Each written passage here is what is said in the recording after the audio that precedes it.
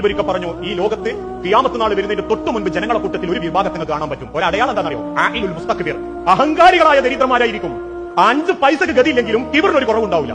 ഞാൻ പറയലുണ്ട്, നാട്ടുകാർ പിരിവിട്ടിട്ടായിരിക്കും പെൺകുട്ടിയുടെ കല്യാണം നടത്തുന്നത്. തലേന്ന് ഗാനമേള ഉണ്ടാവും, അന്ന് വീഡിയോഗ്രാഫറും ഉണ്ടാവും. അഹങ്കാരത്തിനൊരു കുറവുണ്ടാവില്ല.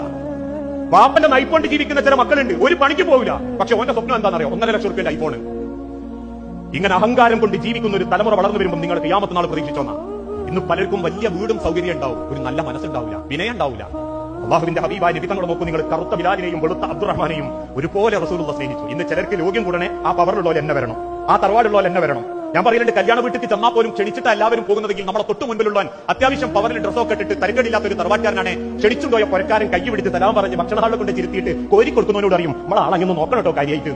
അതിന്റെ ബേക്കിൽ സാധാരണക്കാരൻ നാട്ടിൽ കൈക്കൊട്ടെത്തുന്ന 53 മക്കൾ പോകുകയാണെങ്കിലോ നിന്നെടുത്ത് നനങ്ങാതെ പറയും തിന്നിട്ട് പോയാൽ മതിട്ടോന്ന് കൈക്കൊണ്ട് ആങ്ങി കാണിക്കും. മനുഷ്യന്റെ സ്വഭാവം പോലും അവന്റെ പവറും ദർജയും അനുസരിച്ചിട്ടാണെങ്കിൽ അള്ളാഹ് തരുന്നത് ആ വിനയം.